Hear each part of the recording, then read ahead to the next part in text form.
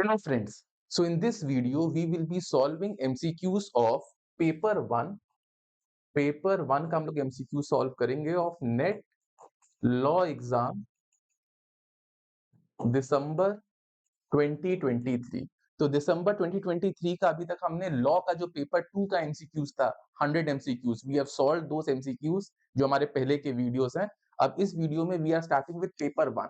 अब paper one जो है सारी सब्जेक्ट्स के लिए इक्वल है, सेम पेपर आता है, एप्टीट्यूड का पेपर आता है, टीचिंग एप्टीट्यूड का भी उसमें रहता है क्वेश्चंस। तो paper one is same for all, चाहे आप लॉ का दो, कॉमर्स का दो, ज्योग्राफी का दो, वो पेपर वन सबके लिए सेम है। पेपर टू सब्जेक्ट स्पेसिफिक हो जाता है। तो 2023 दिसंबर अटेम्प्ट का हमने पेपर टू लॉ के 100 questions we have solved. So now we are looking for paper one. Okay, इस पेपर वन में 50 MCQs are there. Alright, okay. So starting with, अब इसमें आपका एप्टीट्यूड है, मैथ्स बेस्ड है, टीचिंग एप्टीट्यूड बेस्ड है, GK थोड़े बहुत क्वेश्चंस आते हैं। तो इसके भी notes we will be making and giving to you. अब अगर आपको इसमें नोट्स चाहिए तो 1000 रुपीज का नोट्स है for paper one and paper two both. ठीक है, पेपर वन में जैसे जो आपके टीचिंग और जीके के लिए जो एप्टीट्यूड के क्वेश्चंस आते हैं, लर्निंग मेथोडोलॉजी क्वेश्चन आते हैं, उन सबके नोट्स रहेंगे। और पेपर टू में जो लॉ के, जैसे मैंने पहले के वीडियो में बताया है, वो सारे आपको नोट्स मिल जाएंगे। Alright, so starting with the MCQ question number 6। A sells an article to B at 20% profit. A ने B को सेल किया 20% प्रॉफिट में, B sells it to C at 15% loss. If C pays 510 for it, then A ने कितने में purchase किया था? ठीक है, तो लेट से अगर A ने आर्टिकल को X में परचेज किया था, तो उसने 20% प्रॉफिट में बेचा है, मतलब B को क्या प्राइस पड़ी? 120/100x, X plus 20/100x, 120/100x। अब बी ने सी को 15% के लॉस में बेचा है, बी ने सी को 15% के लॉस में बेचा है, तब वो इक्वल आया है कितना? 510 के। तो 15% मतलब के लॉस में, मतलब 85% इसका अमाउंट जो है वो 510 के बराबर होगा। तो अगर मैं इसको सिंपली 85/100 कर लूं, क्योंकि 15% के लॉस में है, तो मेरी एक्स की वैल्यू आ जानी चाहिए। ठीक है, तो ये कैंसिल आउट हो गया। This one is 520, 5 1s are 5 7s are, ये 17 1s are, 17 3s are 30। ठीक है, यहाँ पे 2 1s 2 10 हो गया, यहाँ ये 6 हो गया। सो अब आप ये देखो, 6x by 100 इक्वल्स टू 30। अब ये आपका कैंसिल आउट हो जाएगा, ये 5 हो गया। So x equals to 5 into 100, that is x equals to 500। तो x की वैल्यू कितनी आ गई? 500। तो ये बेसिक ही है, इसमें कोई कैलकुलेटर की नीड नहीं है।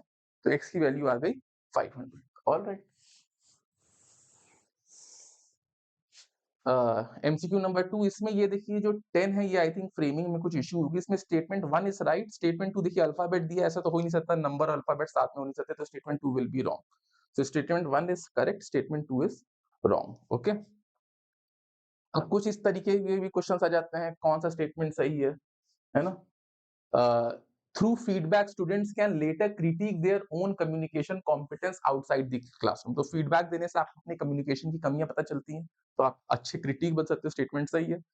Motivational orientation towards communication should be identified by teachers to better the communication competence. तो इसमें टीचर का एक मोटिवेशनल ओरिएंटेशन होना चाहिए कि वो बच्चों का कम्युनिकेशन को कैच कर पाए। तो ये भी स्टेटमेंट सही है। So both the statement 1 and statement 2 are correct. ठीक है, नाउ MCQ नंबर 3। अब देखिए इसमें यूनिवर्सिटीज कुछ दी हुई हैं। अब ये पूछ रही है which of the universities are form in the same year. So थोड़ा सा इसमें पढ़ना पड़ेगा रिगार्डिंग एजुकेशन, कैसे एजुकेशन फॉर्म किया है, ये क्या हो गया, कैसे एजुकेशन फॉर्म हुआ है, all that we have to study. Okay, तो इसके भी नोट्स आपको मिल जाएंगे if you buy our paid notes. तो देखिए इसमें से सीधी सी बात है, इंडिया में जो पहली 3 यूनिवर्सिटी से 1857 में स्टैब्लिश हुई थी, वही थी Bombay university, Calcutta university and Madras university. ठीक है, ये आपका 1857 में फॉर्म हुई थी। 1916 में भी 3 यूनिवर्सिटीज फॉर्म हुई थी, that is Banaras Hindu university, Mysore university और SNDT women university. Punjab university कुछ लेट 1880s में हुई थी, 1882 या समथिंग में। तो इसमें बॉम्बे तो ऐसे ही हट जाता है, तो ए ऑप्शन तो ऐसे ही हट गया, 1 और 4 तो हुआ ही नहीं, पंजाब भी नहीं रहेगा, तो इसका आंसर होगा सिर्फ B, C and D, option 2। Alright, तो इसके भी आपको नोट्स मिल जाएंगे। हमारा जो कोर्स है वो 1000 रुपीज का है for paper 1 and paper 2 both. आपको ऑनलाइन नोट्स मिल जाएंगे। आप कांटेक्ट कर सकते हो 8750121938 पे। Alright, so now MCQ number 10, all forms of communication are evaluated in, तो communication better कब evaluate होगा, when it is face to face communication, so option 1 will be the right answer। अब देखिए थोड़ा बहुत सिंपल मैथ्स के questions आते हैं रेशियो वगैरह के। Rupees 3080 is divided among ABC so that half of A's part, 1/3 of B's part and 1/6 of C's part are equal। तो अब देखिए इसमें A B C को कुछ पैसा मिला, तो ये 3080 डिवाइड हुआ है, A plus B plus C कितना हो गया 3080। आपको निकालना है B का पार्ट कितना है, ठीक है। अब इसमें A का पार्ट B C मिला के 3080 है, और इसमें और क्या इंफॉर्मेशन दिया कि हाफ ऑफ A पार्ट मतलब A/2 equals to 1/3 of B part B/3 equals to 1/6 of C part. तो सबको B के टर्म्स में डाल देते हैं, तो B का पार्ट कितना है वो आ जाएगा। तो देखिए A/2 is equals to B/3 मतलब क्या हुआ, A इक्वल्स टू 2/3B। इसको मैं वहां लिख गया, A की जगह पे हम लिख सकते हैं 2/3B प्लस B। अब C में क्या लिख सकते हैं, सो B/3 इक्वल्स टू C/6, ठीक है। तो C इक्वल्स टू क्या हो जाएगा 6/3B which is C equals to 2B। तो यहाँ पे आप 2B लिख दो, 3080, ठीक है। अभी कितना हो जाएगा 2/3B plus 3B equals to 3080। ये कितना हो जाएगा 11/3B इक्वल्स टू 3080। तो B की वैल्यू कितनी हो जाएगी 3080 इंटू 3/11, ठीक है। 11 2 जा 22, 8 280, तो 0 24 840 will be the answer। B equals to 840, so option 1 will be the right answer। all right,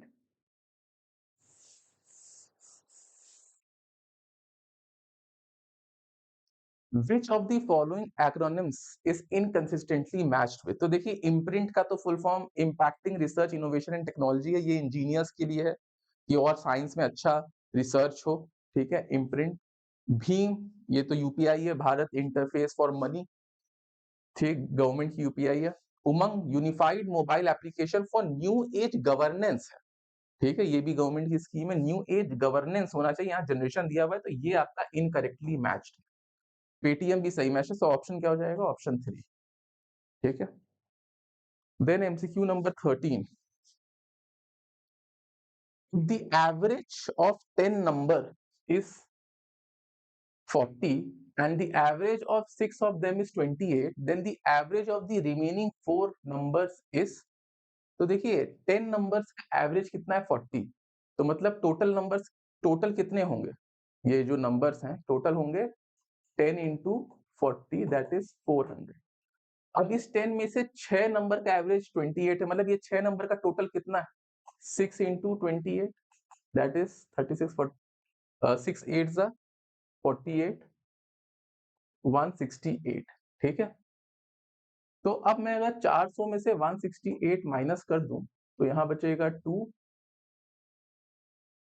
3 and 2 232, और इसको डिवाइड करना होगा कितना, ये 232 कितने का सम है 4 नंबर्स, एवरेज कितना हो जाएगा 232/4, 4 5 जा 4 8 जा, so 58 will be the right answer। option 4 will be the right answer।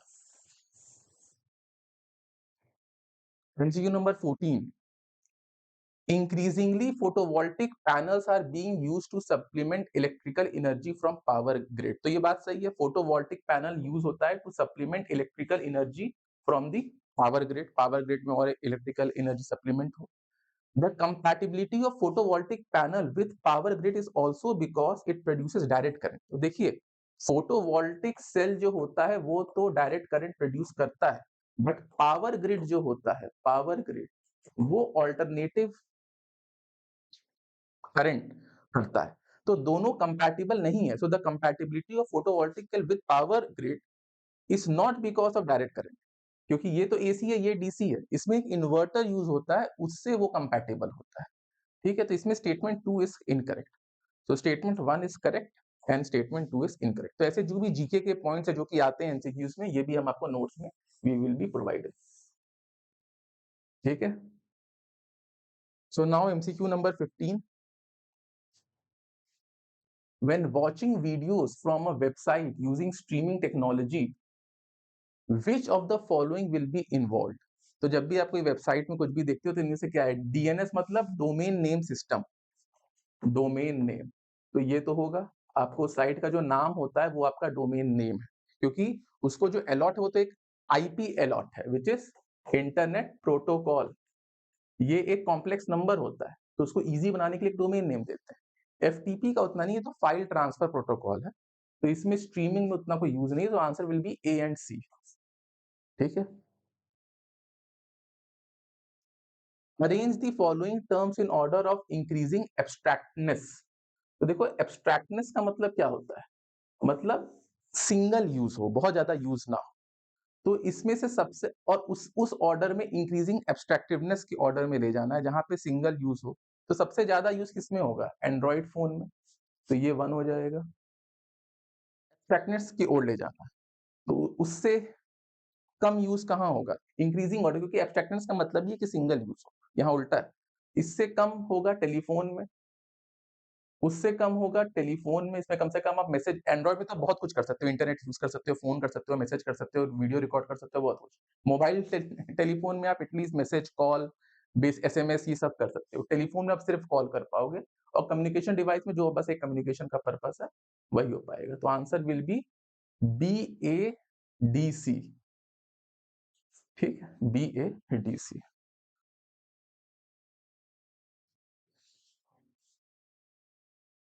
MCQ number 17. All phenomena in universe are saturated with moral values. Therefore, we can conclude that universe for Chinese is a moral universe. देखिए, ऐसा कुछ है नहीं। ये होगा आपका fallacy of composition. Fallacy of composition का मतलब क्या है? कि अगर कोई चीज किसी पार्ट के लिए सही है, उसको इनकरेक्टली एज्यूम कर देना कि वो होल पार्ट के लिए भी सही होगी, है ना? ये है fallacy of composition. तो अगर all phenomena in universe are saturated with moral values, तो इससे हम ये नहीं कंक्लूड कर सकते कि the universe for Chinese is a moral universe. ठीक है, तो अगर ये इनकरेक्ट एजम्पशन है कि अगर कोई चीज किसी पार्ट के लिए सही है तो वो पूरे होल पार्ट के लिए सही है। ठीक है, तो ये फैलेसी ऑफ कंपोजिशन हो गया। बेगिंग द क्वेश्चन क्या है?